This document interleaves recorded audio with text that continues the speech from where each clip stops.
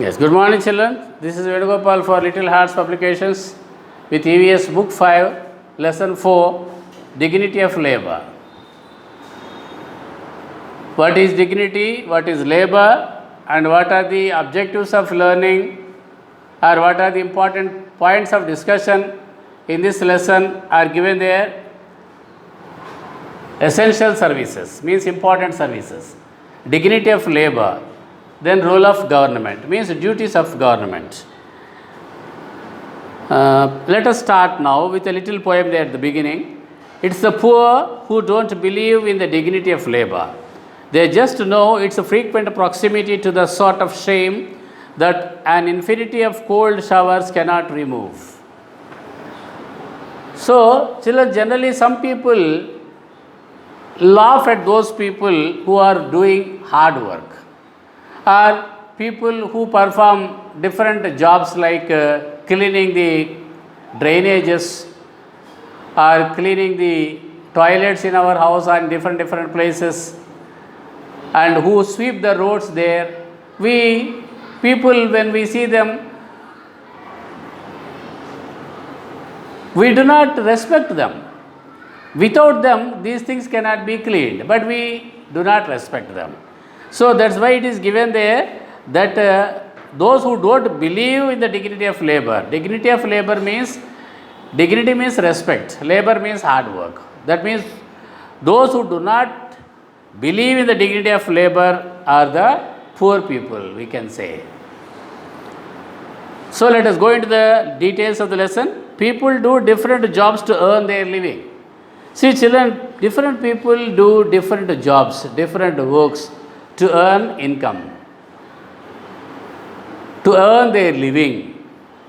We all need the services of many people for our daily course. All people need services of different people on a daily basis, because all these works we cannot do on our own. These services are called essential services.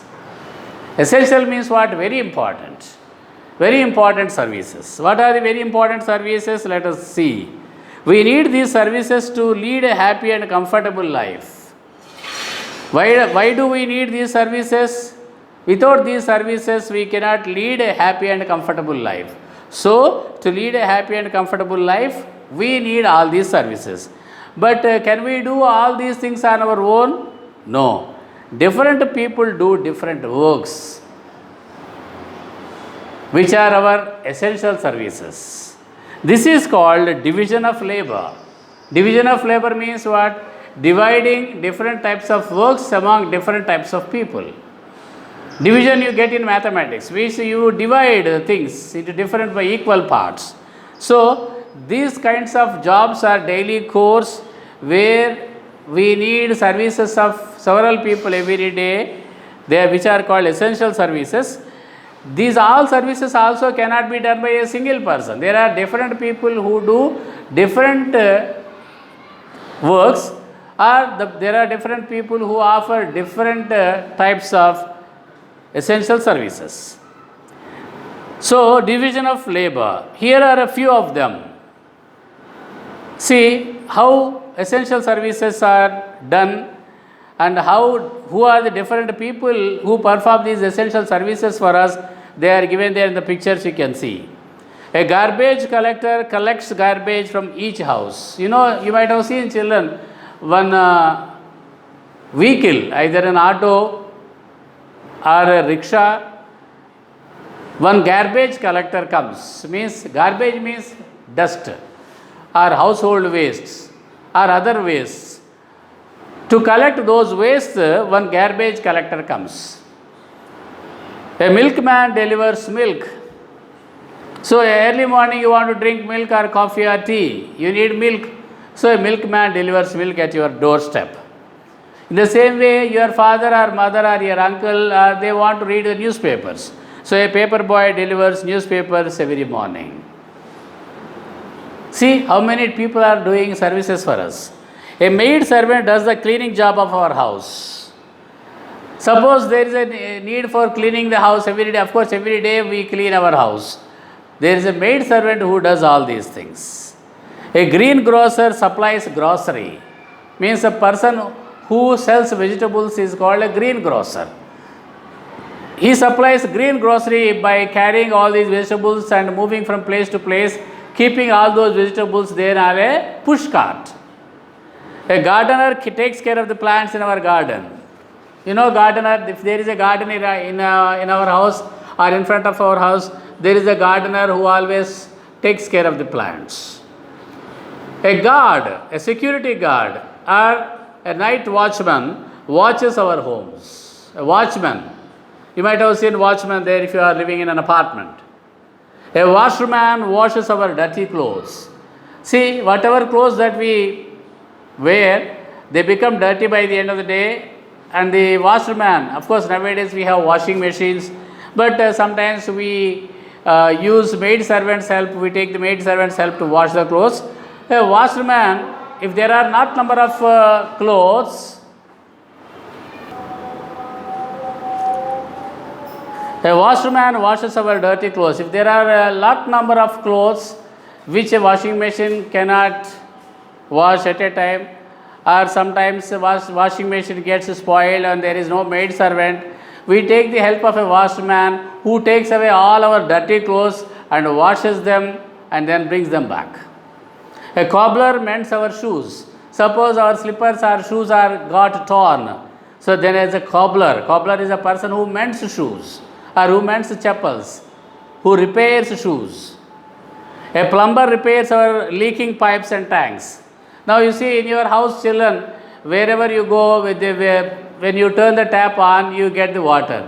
But you cannot see the pipes. How does that water come from? Where does that water come from? Through pipes. But pipes are there laid inside the walls. So all these, if there are any pipes leaking, a plumber comes there and repairs them. So a plumber's job is to lay pipes to supply water. Wherever we turn the tap on, we get water. This is the role played by a plumber. An electrician does all the electrical fittings in our house. Suppose there is a ceiling fan or an AC or a switchboard, anything that a TV or a computer, if you want any electrical fittings to be fit there in your house, that is done by an electrician. To arrange a tube light, or to repair a fan, or to repair a switchboard, or to arrange switchboards for a computer or a TV, we need electrician's support. A carpenter makes furniture and other wooden things for us. And the other service is done by a carpenter. A carpenter makes all the furniture for us, wooden furniture.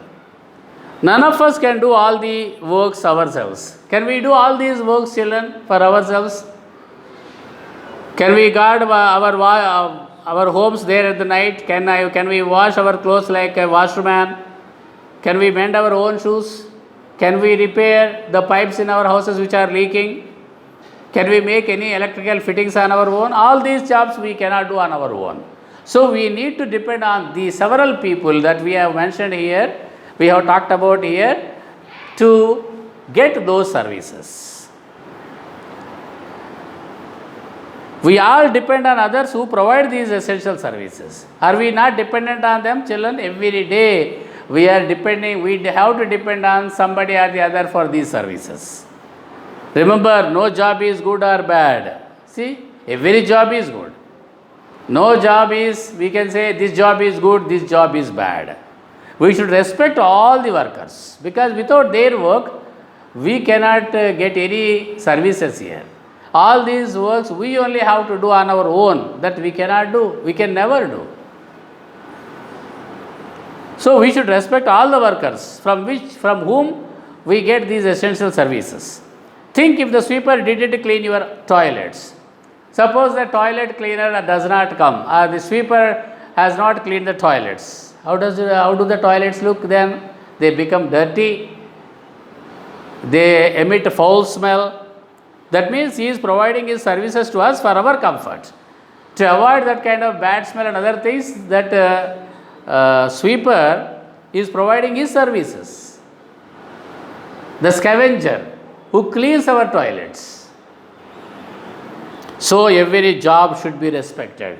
So don't disrespect any people who are doing work in your children.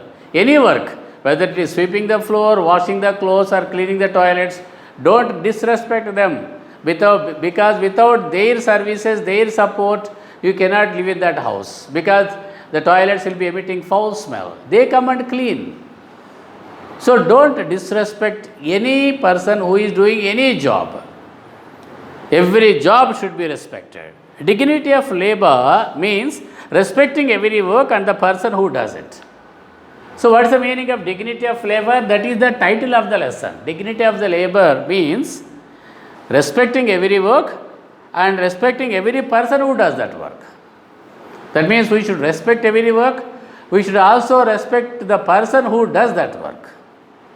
Many social reformers like Swami Vivekananda, Swami Dayananda, Mahatma Gandhi and many more have worked hard to eradicate the evils of caste system from our society. Many people, many social reformers. Reformers means people who want to fight for a change in the societal behavior. Swami Vivekananda, Swami Dayananda, Mahatma Gandhi and many more have worked hard to eradicate. Eradicate means remove the evils of caste system from our society. They believed that educating people is the best way to make them aware that no one is good or bad, big or small. So, they believed and they practiced, they thought that educating people is the best way to make them aware, means understand that no one is good or bad, big or small. So, everybody must be treated equally. No one is good or bad, no one is big or small. They thought this kind of thinking will develop in the human beings only if we educate them, we make them literates. They have tried to bring equality amongst human beings. So these people, the social reformers that we have read about, they have tried to bring about equality amongst all human beings, irrespective of their caste or religion. Mahatma Gandhi believed in dignity of labor and respected all fellow beings. Mahatma Gandhi is the father of our nation. Incidentally, today, October 2nd, is the birth anniversary of the father of our nation, Mahatma Gandhi. So, he believed in dignity of labor, means he respected every work and he respected every person who does any work. And he respected all fellow beings equally. He regarded all the works equally important. Means he thought all the works are equally important. He was not at all shy to do any work. That means he never felt ashamed of doing any work on his own. You know, he used to sweep the roads also, Gandhi. When he was leading the Indian freedom movement, he spun cotton on his own. Means he used to spin the cotton on his charkha. He even cleaned toilets because he wanted to change the attitude of the people towards the so-called untouchables. Generally, toilets are cleaned by the people who are treated as untouchables by we people. But you know, Gandhi even cleaned toilets also. Why? Because he wanted to change the attitude of the people towards those people who are called untouchables because they clean the toilets. He wanted to make the people learn that all should be respected. He renamed them, means he gave another name to untouchables as Harijans, are the children of God. Hari means what? Lord Vishnu. So untouchables are given the name Harijans, are the sons of Lord Vishnu by Mahatma Gandhi. He gave them the title Harijans. So what is the role of government finally in encouraging dignity of labor? Each citizen of India is given equal opportunities irrespective of the caste they belong to. Children, in our country, every citizen has got a right, as every citizen is given equal opportunities, equal chances, whether they belong to a particular caste or religion, whichever caste or religion they belong to. The government of India has made laws to protect the fundamental rights of the citizens. So not only that, the government of India, when India became independent, had made several laws to protect the fundamental rights of the citizens. Untouchability is a punishable act and has been banned. What is called untouchability? Untouchability is a practice of treating some particular people as untouchables. Now, untouchability is a punishable offense as per the law made by the government. So, untouchability has been banned completely from our country. We should not follow the practice of untouchability. That means we should not follow the practice of treating other people as slaves or undignified people. Okay, children? With that, we come to the end of the lesson. The key for the exercises will be sent to you through WhatsApp. Thank you.